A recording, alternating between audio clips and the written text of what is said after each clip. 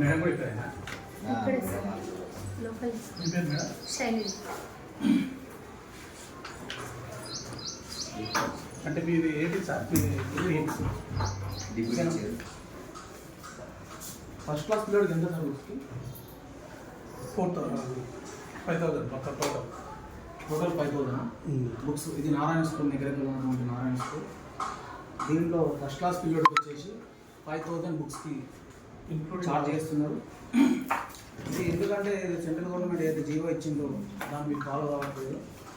అలా అడిగితే మాకు అలాంటివి ఏం లేదు, మాకు పైనుంచి అమ్మమని చెప్పినారు, బుక్స్ అమ్మమని చెప్పినారు, ఇలానే అమ్మకం మీరు ఏం చేసుకుంటారో చేసుకోరనే విధంగా వాళ్ళు మొండిగా మాకు సమాధానం చెప్తున్నారు.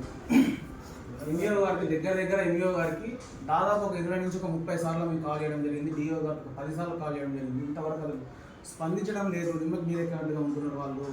మరి బుక్స్ మరి దాదాపు 2-3 లక్షల బుక్స్ను మేము ఇక్కడ రెడీ అని వీటిలో పట్టుకోవడం జరిగింది. దీని గురించి అని ఇంతవరకు రియాక్షన్ లేకుండా నికరకలు ఉన్నటువంటి ఎంఈఓ ఏం చేస్తున్నాడు, మరి అతని ఉద్యోగం ఎందుకు, మరి ఆయన చేయాల్సిన డ్యూటీ ఏంది?